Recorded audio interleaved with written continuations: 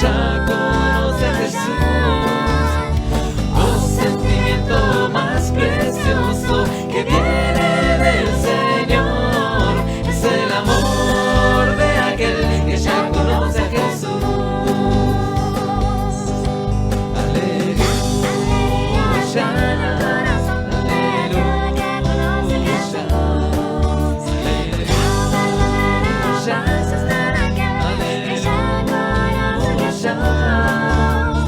Un sentimiento más precioso que viene del Señor es el amor de aquel que ya conoce a Jesús. Siempre te alabaré, siempre te alabaré. Hay pruebas, problemas que quieren que no sea así. Igual te alabaré, igual te alabaré. Tú eres mi Dios, mientras viva gloria te daré. Yo quiero darte gloria, Señor, porque todo lo has hecho bien. Yo quiero darte gloria, Señor, porque todo lo has hecho bien, todo lo has hecho bien. Señor, incluso todos los males han sido para bien. Yo cantaré.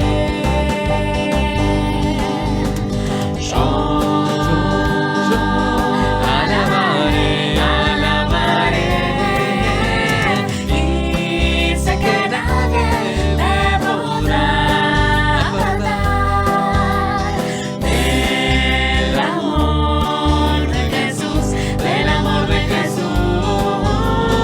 Y sé que nadie me podrá apartar de él. Por siempre yo con Cristo, por siempre yo con Cristo, por siempre yo con Cristo viviré. Yo oraré, yo adoraré, y sé que pronto me vendrá a buscar.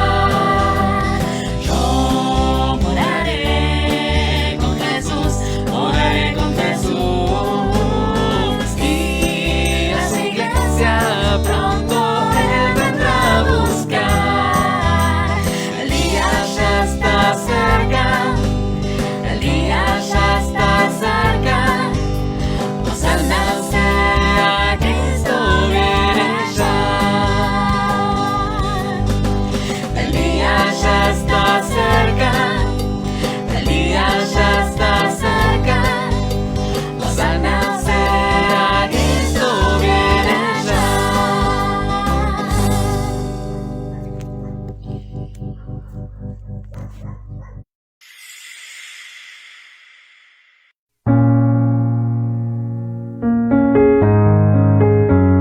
Damos gracias a Dios por estos momentos que podemos compartir a la distancia que se hace cercana a través de estos medios digitales que en tiempos de pandemia nos permite disfrutar la comunión de una manera particular.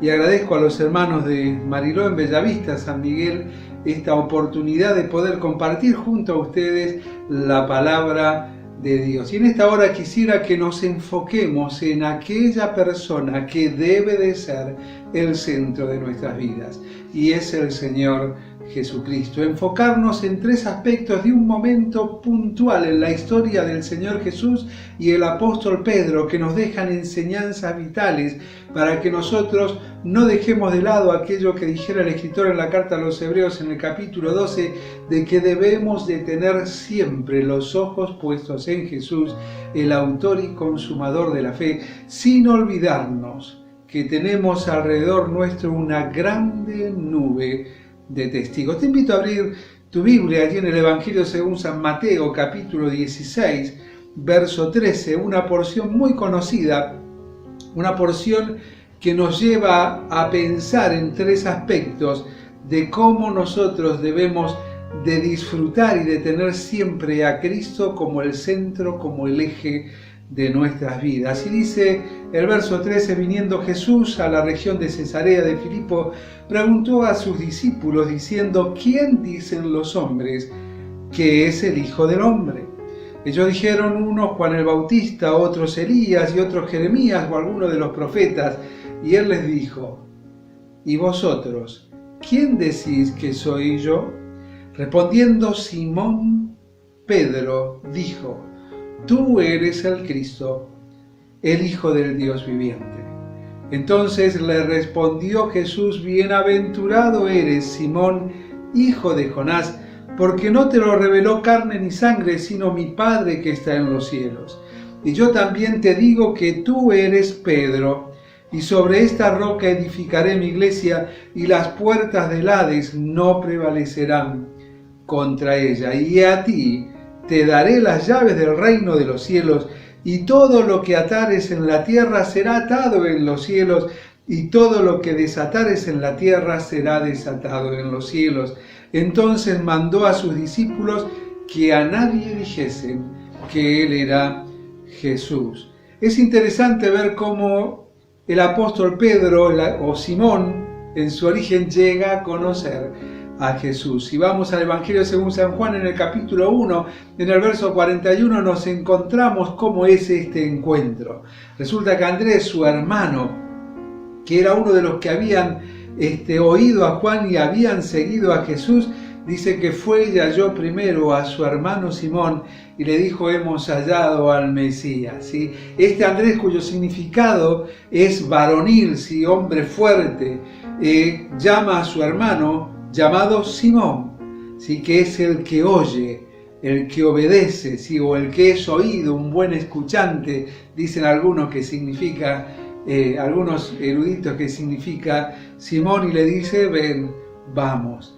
Y allí lo maravilloso que sucede en el capítulo 1 del Evangelio según San Juan es que cuando Jesús ve a Pedro, le agrega algo, no solamente dice, tú eres Simón, hijo de Jonás. Jonás, aquel que significa, no sencillo como paloma, pero aparece en escena un nuevo nombre. Y no es el de Simón, ni el de Simón, hijo de Jonás, ni el de Simón, hermano de Andrés, sino que aparece en escena el nombre Pedro. Tú eres Pedro, ya no más Simón, tú eres Pedro. En realidad es una traducción o transliteración de la Septuaginta, ¿no? Que debiera, si la miramos en una mezcla así de lo que tenemos en la Reina Valera, el original, dice, ya no serás más Simón, sino que te llamarás Petros, y sobre esta Petra edificaré mi iglesia. Y es así que el Señor Jesucristo da a entender, y la Septuaginta en su traducción lo aclara en su intencionalidad, tú eres Pedro, Petros, y sobre esta piedra, Petra, edificaré mi iglesia. Tú eres un pedacito de roca, y sobre esta roca que es Cristo, la roca inconmovible de los siglos, yo edificaré mi iglesia. Y se acercó, citábamos allí en Juan capítulo 1, verso 41, que le dice precisamente su hermano Andrés, vení porque hemos hallado al Mesías. Y el primer punto es que este Simón conoce a Jesús. Y lo conoce a consecuencia de su hermano, es presentado por su hermano. Andrés cuenta a su hermano Simón que había conocido a alguien especial, alguien que él había entendido que era el Mesías, y lo invita a conocer a Jesús. Pero cuando llega allí, Pedro se encuentra con una escena maravillosa, y es precisamente que conoce a Jesús presentado por su hermano, pero la primera presentación directa es la de Juan el Bautista.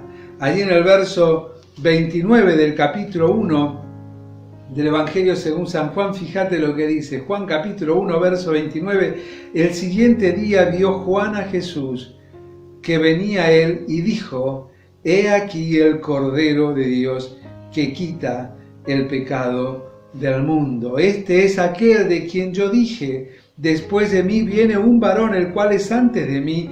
¿Por qué? Porque era primero que yo. Verso 36. Y mirando a Jesús, que andaba por allí, dijo: He aquí el Cordero de Dios. Juan presenta a Jesús. Y esta presentación es maravillosa porque Juan ve lo que está delante de él, delante de sus ojos, y su corazón espera. Delante de sus ojos estaba lo que su corazón esperaba, lo que su corazón anhelaba, de aquello y de aquella persona de la cual él constantemente hablaba. Por eso dice: este es aquel de quien yo les decía, que venía porque era antes que yo y del cual yo no soy digno de desatar ni siquiera el cordel de sus zapatos. Pero la primera presentación, dijimos, fue de Juan el Bautista. La segunda presentación de Jesús a Pedro fue del mismo Jesús. Veíamos allí cuando el Señor Jesucristo, verso 42, le trajo a Andrés, y mirándole Jesús le dijo: Tú eres Simón, hijo de Jonás. Tú eres. Jesús ve al que viene a él. Juan ve al que está delante de él, no al que viene a él. Y Juan lo que ve es al que está delante de él y su corazón espera. Pero Jesús ve al que viene a él y él conoce su corazón. Conoce toda su historia de vida. Conoce cada detalle de su vida desde el nacimiento, no desde antes, porque es el Verbo encarnado. Él es aquel de quien escribiera el salmista David en el Salmo 139: mi embrión vieron tus ojos, y aún me conoces no solamente desde el vientre de mi madre, sino desde mucho tiempo atrás.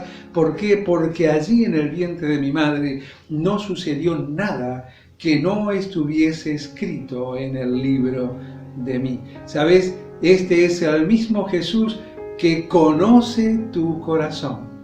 Y conoce no porque tú vengas a Él, Él ve al que tiene necesidad de Él. Y es por eso que nunca tú y yo fuimos en búsqueda de Dios. Como dice el apóstol Pablo escribiendo a los Romanos en el capítulo 3, no hay justo ni aun uno, no hay quien busque a Dios. Dios le decía al profeta: ve y párate en las calles de Jerusalén, en las esquinas y en las plazas, y pregunta si hay alguien que busque a Dios y tráemelo. Y se repitió lo que decía el apóstol Pablo tomando ese ejemplo allí en Romanos 3, y es que no se halló ni siquiera uno.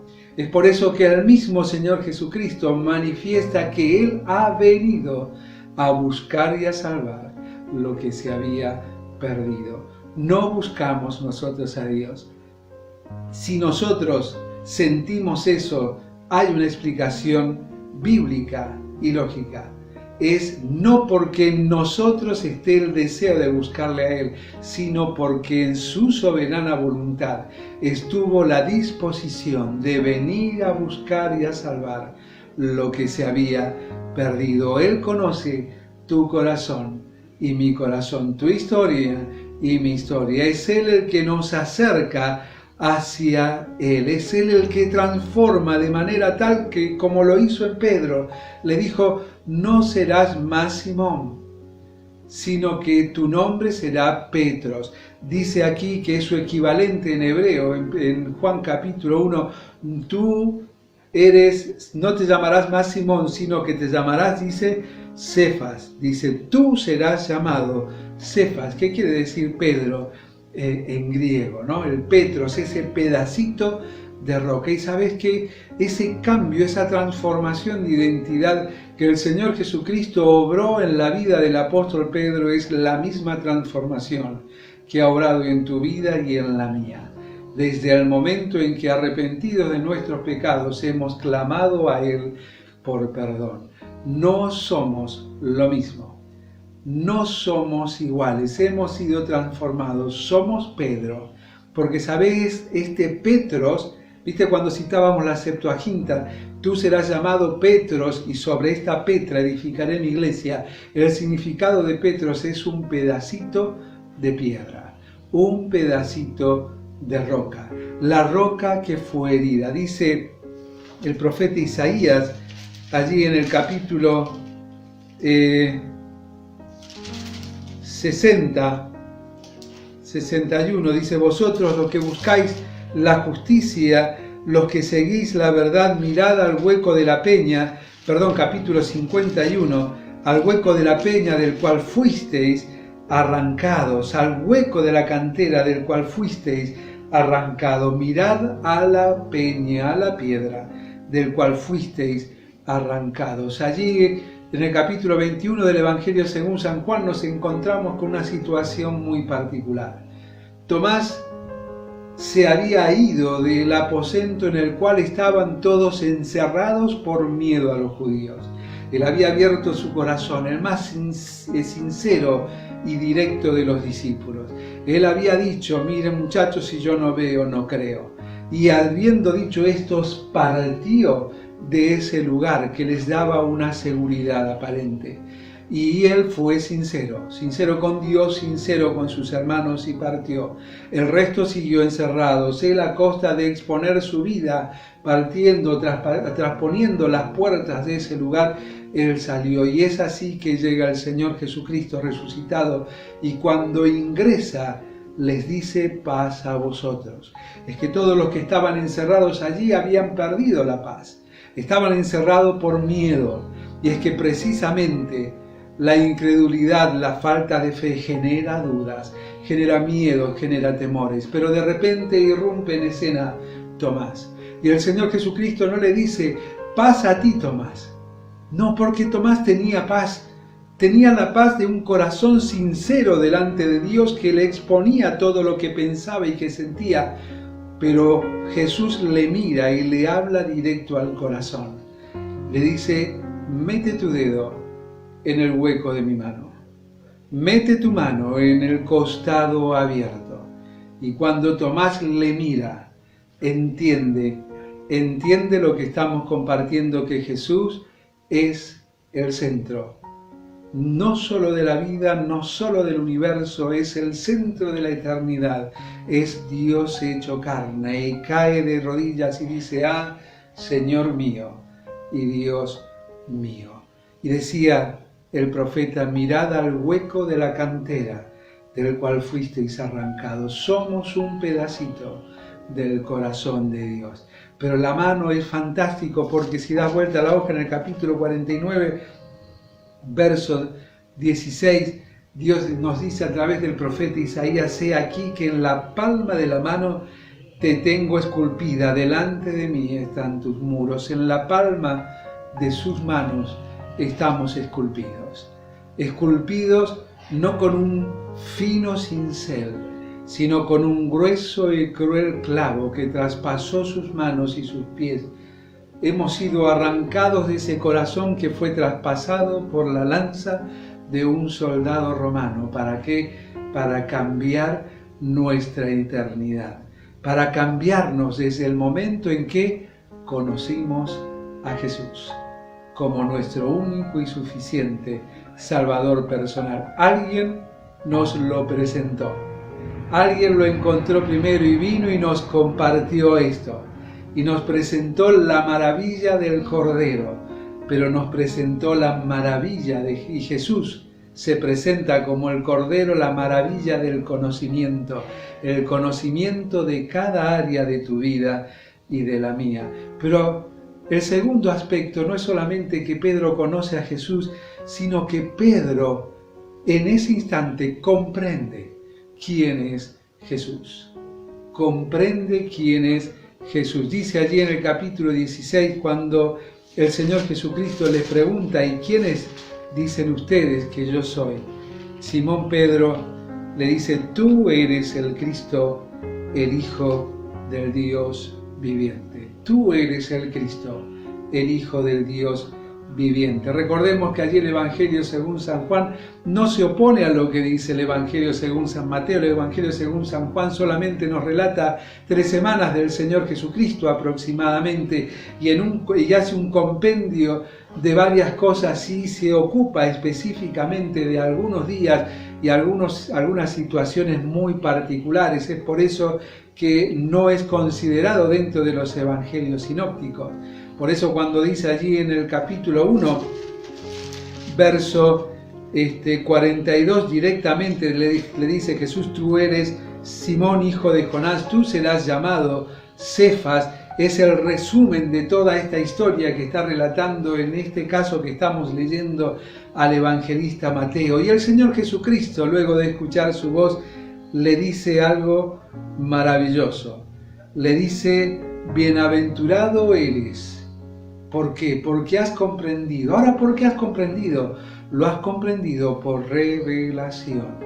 Te lo ha revelado mi Padre que está en los cielos. Por eso has comprendido quién es Jesús. Y hemos conocido a Jesús. ¿Sabes? No ha sido ni tu capacidad intelectual ni la mía la que nos llevó a conocer a Jesús. No ha sido la sensibilidad del corazón, ni el tuyo ni el mío, el que nos llevó a conocer a Jesús, sino que Él, el Dios eterno y soberano, obrando a través de su Espíritu Santo, redarguyendo de pecado en nuestro interior, nos hizo comprender, nos reveló que precisamente el que nos amó y se entregó a sí mismo en una cruz por amor a ti y a mí fue el Hijo de Dios, el Mesías, el Cristo, el ungido de Dios. Bienaventurados somos, no porque hayamos sabido elegir, sino porque habiendo el Espíritu quebrantado nuestro corazón, caímos rendidos en arrepentimiento ante el único que puede perdonar pecado. Comprende quién es Jesús, porque disfrutaba el privilegio de la comunión. Bienaventurado eres. La revelación había sido del Padre, pero el resultado de esta premisa, la revelación del Padre lo llenaba de gozo. Bienaventurado eres, pero el resultado de esta premisa tenía un premio, porque dice: tú eres una persona transformada. Tú eres una persona a la que cambio la identidad, pero a ti te daré un propósito para tu vida. Y le sigue diciendo el Señor Jesucristo: bienaventurado eres porque no te lo reveló carne ni sangre, sino mi Padre que está en los cielos.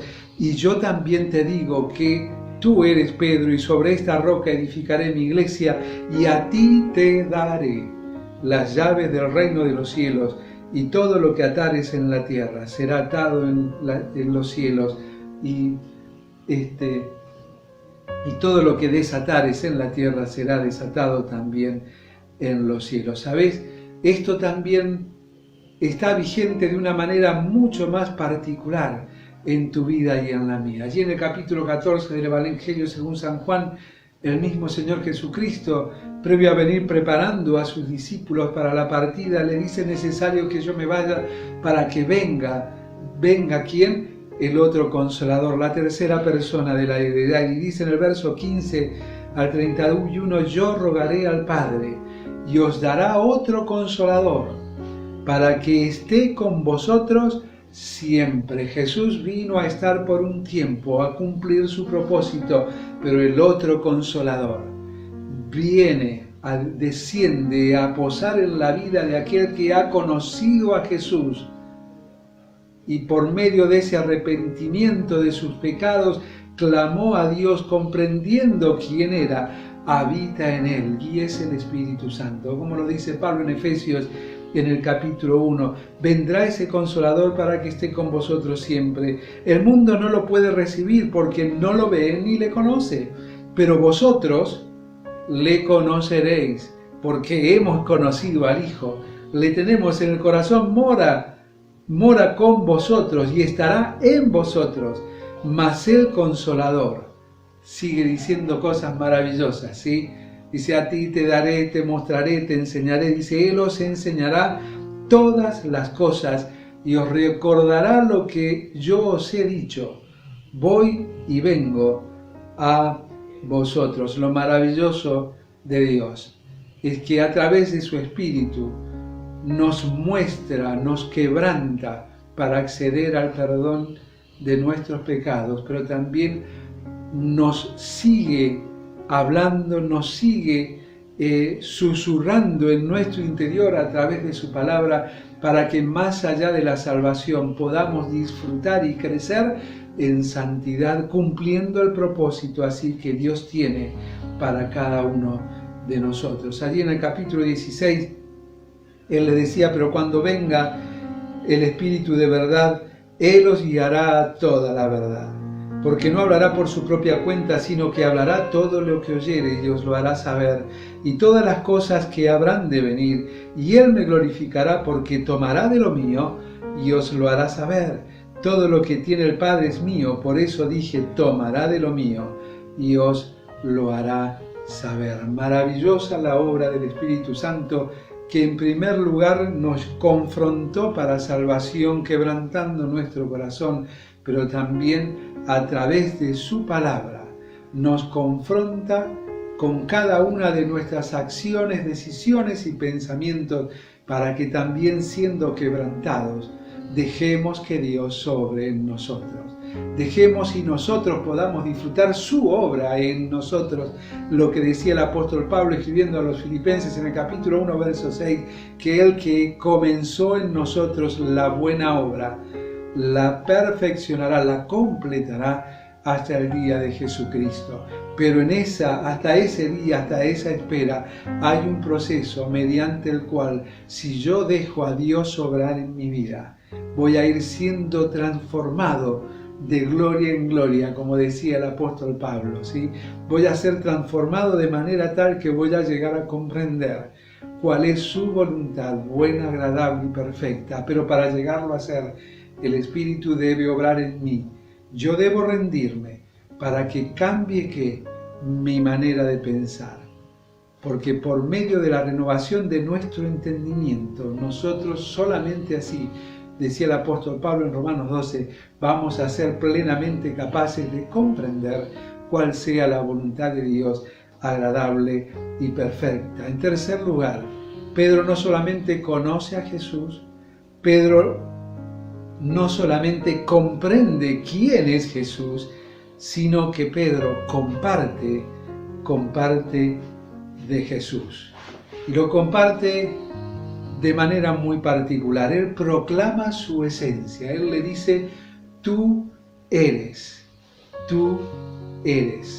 Fíjense, dice bien claro allí en el verso 16 del capítulo 16: tú eres el Cristo, el Hijo del Dios viviente. Volvemos a Juan.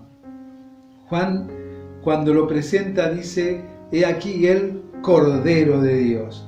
Presenta el sacrificio, a Cristo como el sacrificio. Y el apóstol Pedro tiempo después iba a escribir de este Cristo como el sacrificio, compartiendo quién es Jesús. Y escribe en su primera carta, capítulo 3, verso 18, porque también Cristo padeció una sola vez por los pecados, el justo por los injustos, para llevarnos a Dios, siendo a la verdad muerto en la carne, pero vivificado en el Espíritu. He aquí el Cordero de Dios, que quita el pecado del mundo, el que vino a interceder por nosotros, ocupando nuestro lugar en la cruz, resucitando al tercer día con poder y gloria, y estando sentado a la diestra del Padre en la majestad de las alturas, aboga por cada uno de nosotros.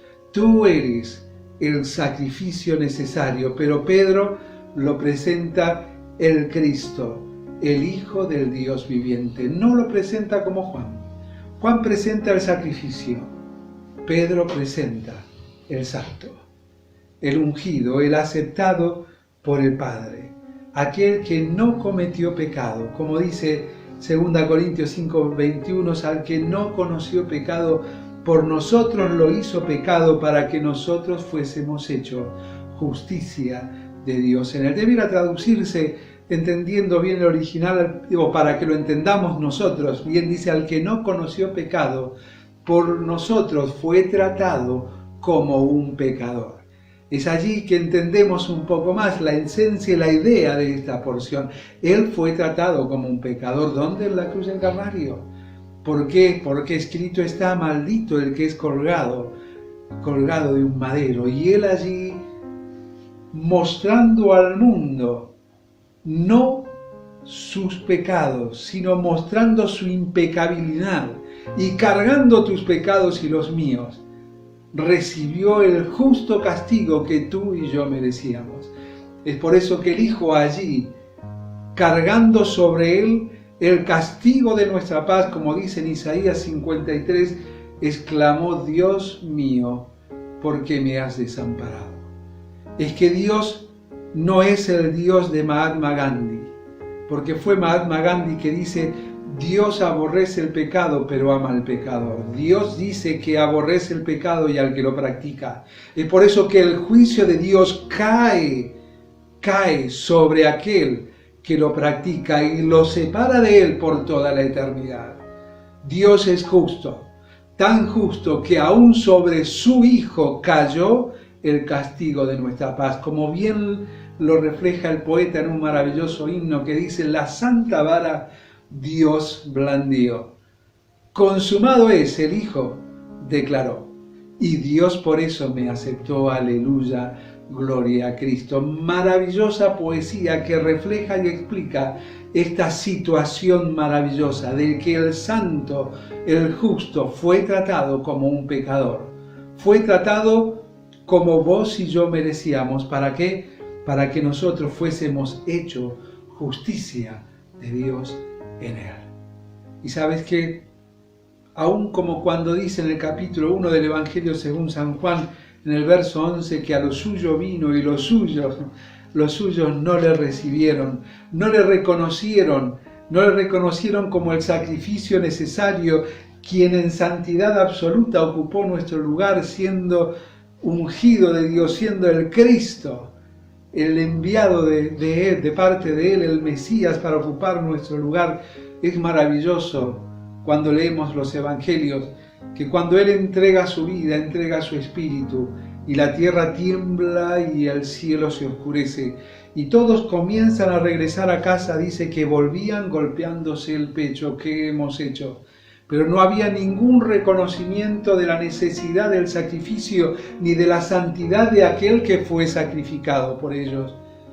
Pero sí había un gentil despreciado por ellos, tenido en poco porque no era parte del pueblo de Dios, que levantando sus ojos, viendo todo lo que había acontecido y poniendo los ojos en el que aún colgaba de un madero, dijo: verdaderamente, según el evangelista Marcos, en el capítulo 15, verso 39, dice que expresó: verdaderamente, este hombre era el Hijo de Dios, santo,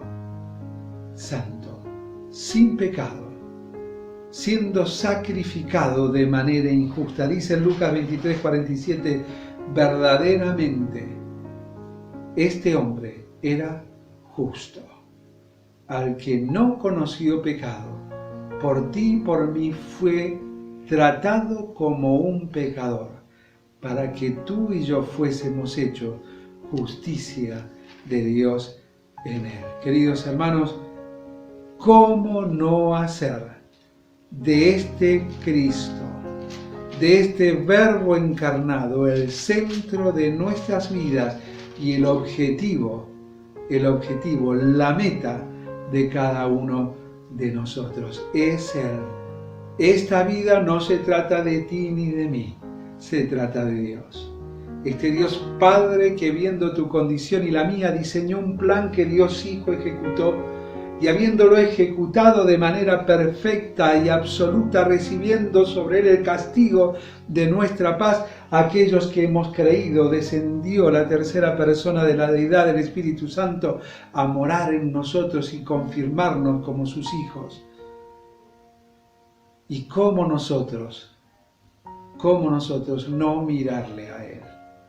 ¿Cómo puede ser que aún sigas desviando tu mirada, preocupado en las circunstancias de la vida, sabiendo que todo esto es pasajero y que somos peregrinos y extranjeros y tenemos una herencia, una ciudad eterna por venir allí en los cielos. Es tiempo de disfrutar, es tiempo de gozarnos, es tiempo de poner nuestros ojos en Jesús, el autor y consumador de la fe. Te invito a leer para cerrar capítulo 12 de a los Hebreos, porción ultra conocida seguramente por ti, pero a veces que la conozcamos y la repitamos de memoria no quiere decir que la vivamos y la disfrutemos en nuestro interior. Y ese es el desafío, que Cristo sea el centro de tu vida. Por tanto, nosotros también, teniendo en derredor nuestro tan grande nube de testigos, empecemos a dejarlo a Dios obrar. Despojémonos de todo peso y del pecado que nos asedia y corramos con paciencia la carrera que tenemos por delante. Puestos los ojos en Jesús, el autor y consumador de la fe, el cual por vos y por mí, el gozo puesto delante de él, el resultado de su obra allí en la cruz, los efectos que iban a ser y que fueron y que son porque nos ha salvado. Por ese gozo puesto delante de él, sufrió la cruz menospreciando el oprobio y se sentó a la diestra del trono de Dios. Y aquí viene lo que cada mañana antes de comenzar un nuevo día nosotros debemos de realizar para colocarlo en el centro de nuestra vida en cada día. Y dice, considera aquel que sufrió tal contradicción de pecadores, tal contradicción que hasta aquellos que ejecutaban la justicia tuvieron que reconocer que realmente era justo. Ya lo había dicho Pilato, no hallo delito de muerte en él, pero que se haga lo que ustedes quieran. Dice, considerad aquel que sufrió tal contradicción de pecadores contra sí mismo, porque él bien podría haber demostrado quién era descendiendo de la cruz y enfrentando a todas las autoridades, pues él es Rey de Reyes y Señor de Señores. Dice, sino considerad, aquel que sufrió tal contradicción de pecadores contra sí mismo. ¿Para qué? Para que vuestro ánimo no se canse hasta desmayar. Tomemos ánimo de aquel que es la fuente de eterna juventud. Sí, porque es él, como dice el profeta Isaías, quien da fuerzas al que no tiene ninguna. Él es la fuente de la juventud eterna, porque desde el momento en que creímos, no solo tenemos vida, sino a disposición y disponibilidad la vida abundante mientras peregrinamos en este mundo, hasta que en plenitud de vida, siendo completa nuestra salvación, disfrutemos con Él allí en gloria de las herencias que no merecemos, pero que le ha placido al Hijo compartir con nosotros. Que Dios bendiga su palabra.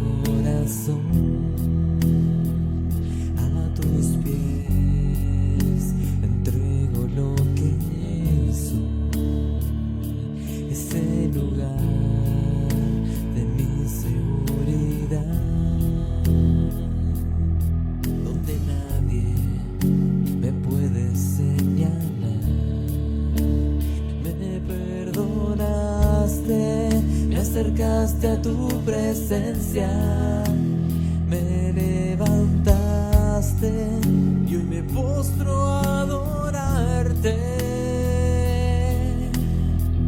No hay lugar más alto, más grande que estar a tus pies, que estar a tus pies. No hay lugar más alto, más grande que estar a tus pies. estar a tus pies. A tus pies arde mi corazón, a tus pies entrego lo que soy. Es el lugar de mi seguridad, donde nadie me puede señalar.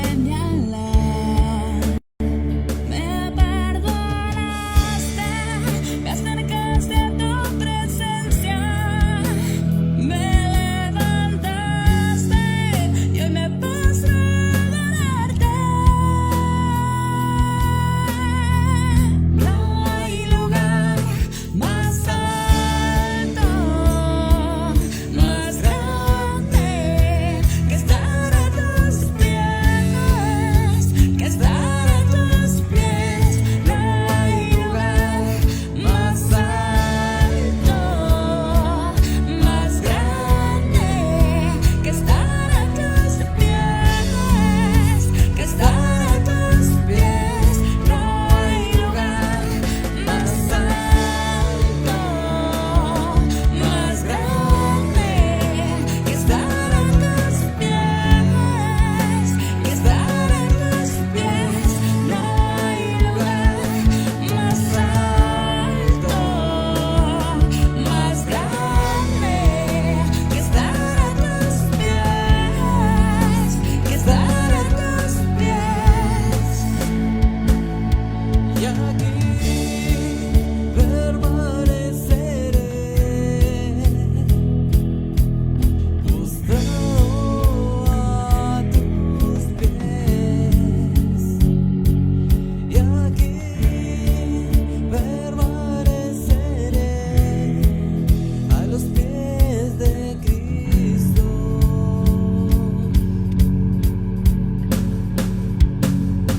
Y aquí